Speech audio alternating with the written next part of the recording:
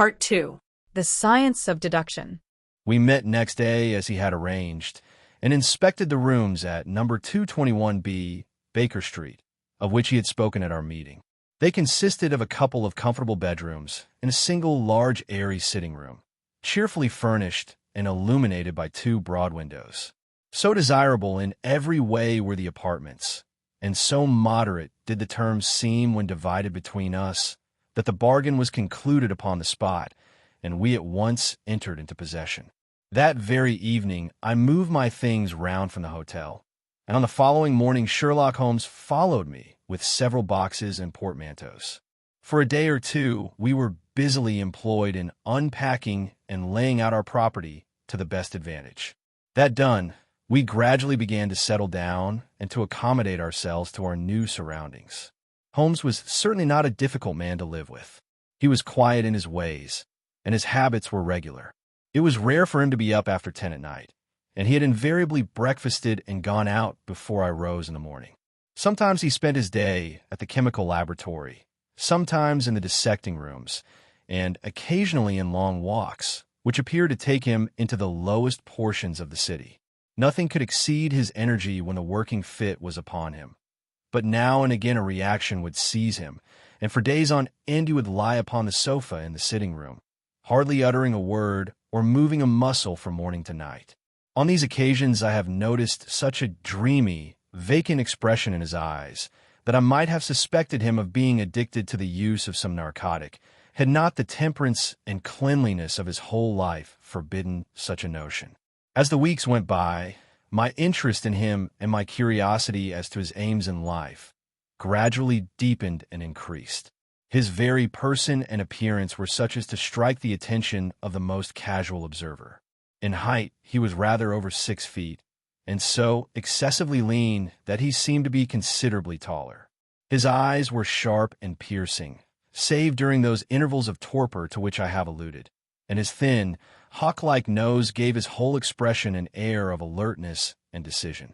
His chin, too, had the prominence and squareness which mark the man of determination. His hands were invariably blotted with ink and stained with chemicals, yet he was possessed of extraordinary delicacy of touch, as I frequently had occasion to observe when I watched him manipulating his fragile, philosophical instruments. The reader may set me down as a hopeless busybody when I confess how much this man stimulated my curiosity, and how often I endeavored to break through the reticence which he showed on all that concerned himself. Before pronouncing judgment, however, be it remembered how objectless was my life, and how little there was to engage my attention. My health forbade me from venturing out unless the weather was exceptionally genial, and I had no friends who would call upon me and break the monotony of my daily existence. Under these circumstances, I eagerly hailed the little mystery which hung around my companion, and spent much of my time in endeavoring to unravel it. He was not studying medicine. He had himself, in reply to a question, confirmed Stanford's opinion upon that point. Neither did he appear to have pursued any course of reading which might fit him for a degree in science or any other recognized portal which would give him an entrance into the learned world. Yet his zeal for certain studies was remarkable, and within eccentric limits his knowledge was so extraordinarily ample and minute that his observations have fairly astounded me. Surely no man would work so hard or attain such precise information unless he had some definite end in view. Desultory readers are seldom remarkable for the exactness of their learning. No man burdens his mind with small matters unless he has some very good reason for doing so. His ignorance was as remarkable as his knowledge. Of contemporary literature, philosophy, and politics he appeared to know next to nothing. Upon my quoting Thomas Carlyle, he inquired in the naivest way who he might be and what he had done. My surprise reached a climax, however, when I found incidentally that he was ignorant of the Copernican theory and of the composition of the solar system. That any civilized human being in this 19th century should not be aware that the earth traveled round the sun appeared to be to me such an extraordinary fact that I could hardly realize it. "You appear to be astonished," he said, smiling at my expression of surprise. "Now that I do know it, I shall do my best to forget it." "To forget it?" "You see," he explained, I consider that a man's brain originally is like a little empty attic, and you have to stock it with such furniture as you choose. A fool takes in all the lumber of every sort that he comes across, so that the knowledge which might be useful to him gets crowded out, or at best is jumbled up with a lot of other things so that he has a difficulty in laying his hands upon it. Now the skillful workman is very careful indeed as to what he takes into his brain attic. He will have nothing but the tools which may help him in doing his work, but of these he has a large assortment, and all in the most perfect order. It is a mistake to think that that little room has elastic walls and could extend to any extent. Depend upon it, there comes a time when for every addition of knowledge you forget something that you knew before. It is of the highest importance, therefore, not to have useless facts elbowing out the useful ones. But the solar system, I protested. What the deuce is it to me? He interrupted impatiently. You say that we go round the sun. If we went round the moon, it would not make a pennyworth of difference to me or to my work. I was on the point of asking him what that work might be, but something in his manner showed me that the question would be an unwelcome one. I pondered over our short conversation, however, and endeavored to draw my deductions from it. He said that he would acquire no knowledge which did not bear upon his object. Therefore, all the knowledge which he possessed was such as would be useful to him. I enumerated in my own mind all the various points upon which he had shown me that he was exceptionally well informed. I even took a pencil and jotted them down. I could not help smiling at the document when I had completed. It ran in this way. Sherlock Holmes, his limits: point 1. Knowledge of literature nil. 2. Philosophy nil. 3. Astronomy nil. 4. Politics feeble. 5. Botany variable. Well up in belladonna, opium, and poisons generally. Knows nothing of practical gardening. 6. Geology, practical but limited. Tells at a glance different soils from each other. After walks has shown me splashes upon his trousers, and told me by their color and consistence in what part of London he had received them. 7. Chemistry, profound: point 8. Anatomy, accurate but unsystematic: point 9. Sensational literature, immense. He appears to know every detail of every horror perpetrated in the century. 10. Plays the violin well. 11. Is an expert single-stick player, boxer, and swordsman. 12. Has a good practical knowledge of British law. Why I got so far on my list, I threw it into the fire in despair.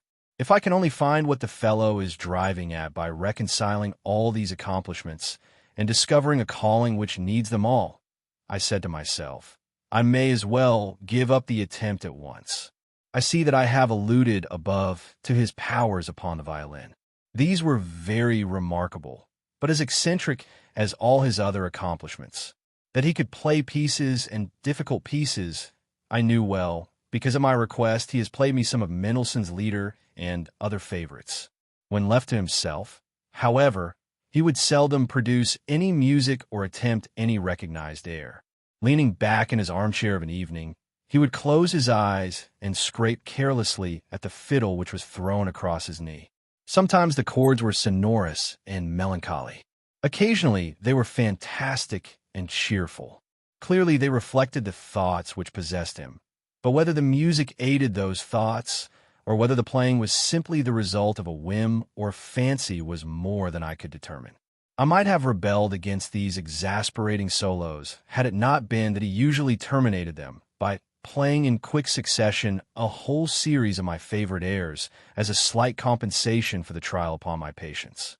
During the first week or so we had no callers, and I had begun to think that my companion was as friendless a man as I was myself. Presently, however, I found that he had many acquaintances, and those in the most different classes of society. There was one little sallow, rat-faced, dark-eyed fellow who was introduced to me as Mr. Lestrade, and who came 3 or 4 times in a single week.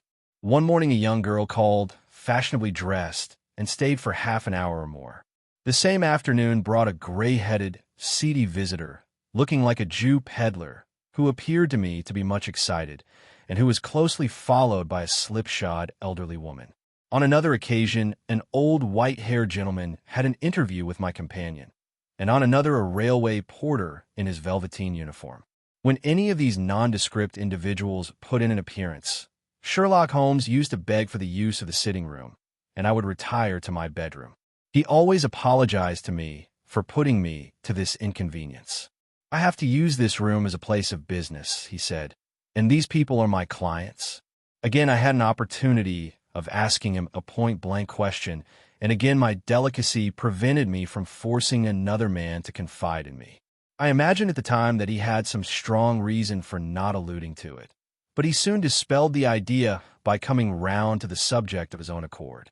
It was upon the 4th of March, as I have good reason to remember, that I rose somewhat earlier than usual and found that Sherlock Holmes had not yet finished his breakfast. The landlady had become so accustomed to my late habits that my place had not been laid, nor my coffee prepared. With the unreasonable petulance of mankind, I rang the bell and gave a curt intimation that I was ready. Then I picked up a magazine from the table and attempted to while away the time with it, while my companion munched silently at his toast. One of the articles had a pencil mark at the heading, and I naturally began to run my eye through it. Its somewhat ambitious title was The Book of Life, and it attempted to show how much an observant man might learn by an accurate and systematic examination of all that came in his way. It struck me as being a remarkable mixture of shrewdness and of absurdity. The reasoning was close and intense, but the deductions appeared to me to be far-fetched and exaggerated. The writer claimed by a momentary expression, a twitch of a muscle or a glance of an eye, to fathom a man's inmost thoughts. Deceit, according to him, was an impossibility in the case of one trained to observation and analysis. His conclusions were as infallible as so many propositions of Euclid. So startling would his results appear to the uninitiated that until they learned the processes by which he had arrived at them, they might well consider him as a necromancer.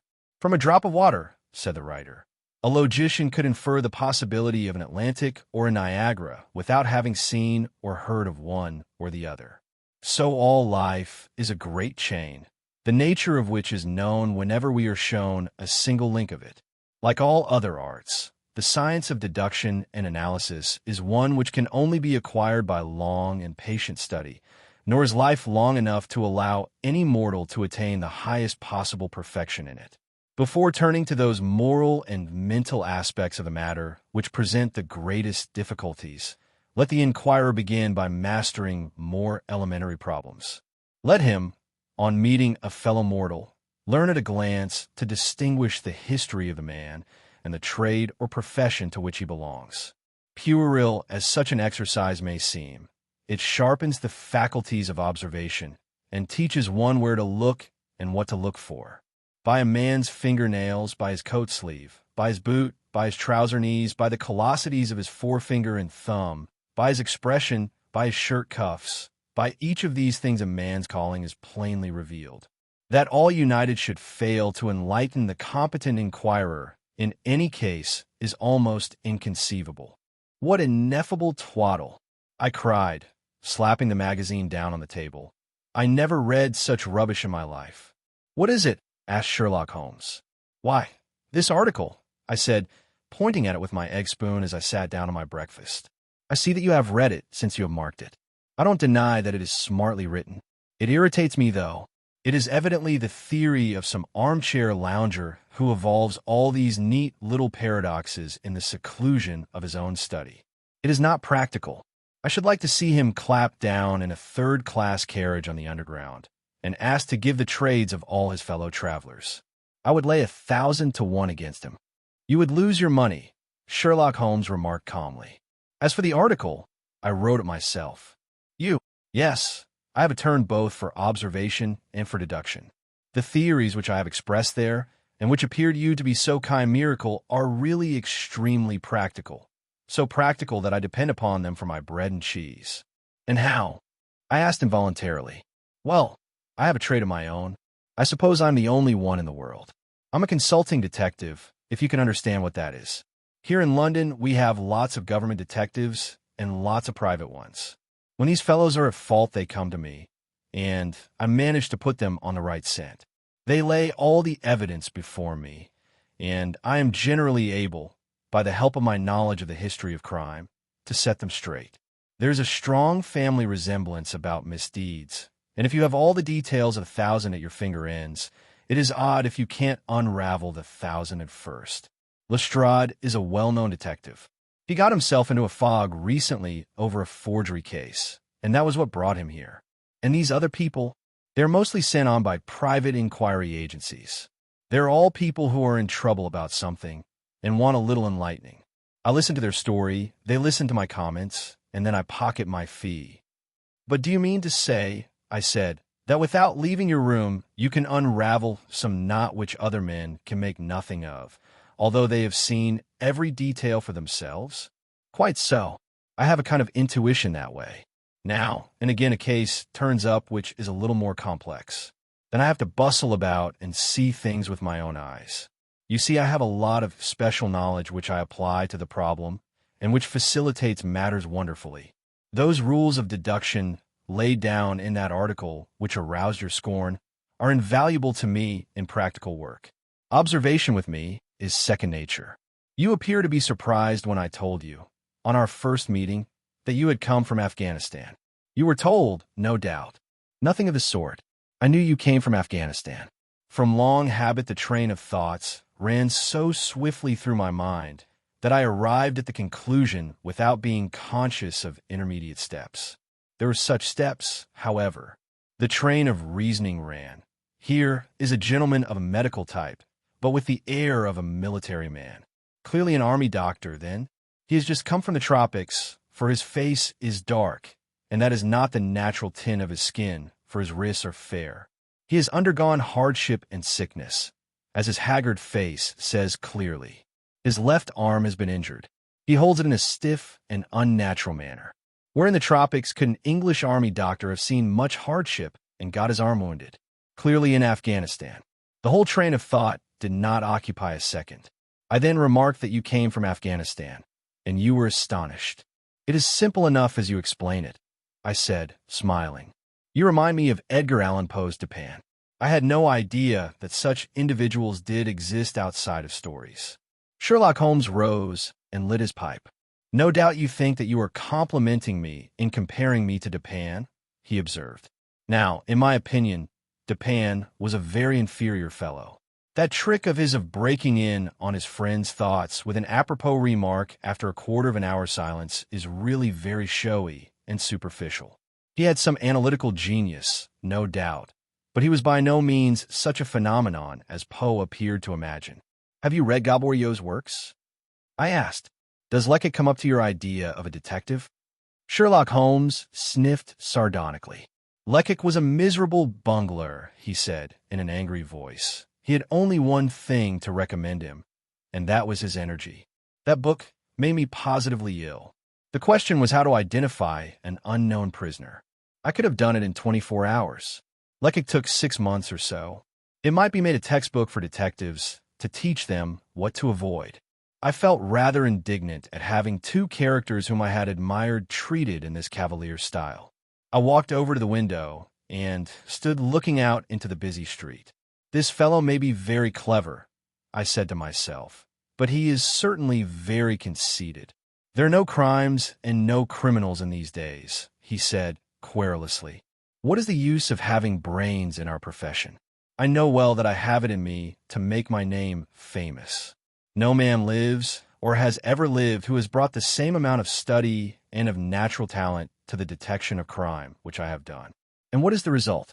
There is no crime to detect, or at most, some bungling villainy with a motive so transparent that even a Scotland Yard official can see through it. I was still annoyed at his bumptious style of conversation. I thought it best to change the topic. I wonder what that fellow is looking for, I asked, pointing to a stalwart, plainly dressed individual who was walking slowly down the other side of the street, looking anxiously at the numbers.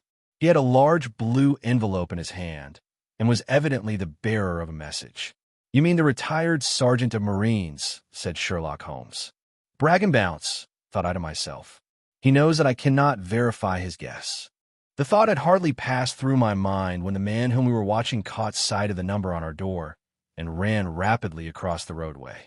We heard a loud knock, a deep voice below, and heavy steps ascending the stair.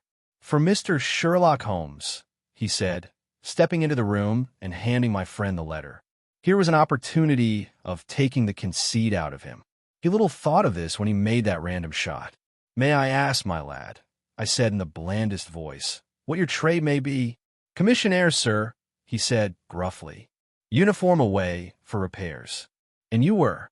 I asked, with a slightly malicious glance at my companion. "A sergeant, sir, Royal Marine Light Infantry, sir." "No answer?" "Right, sir." He clicked his heels together, raised his hand in a salute, and was gone.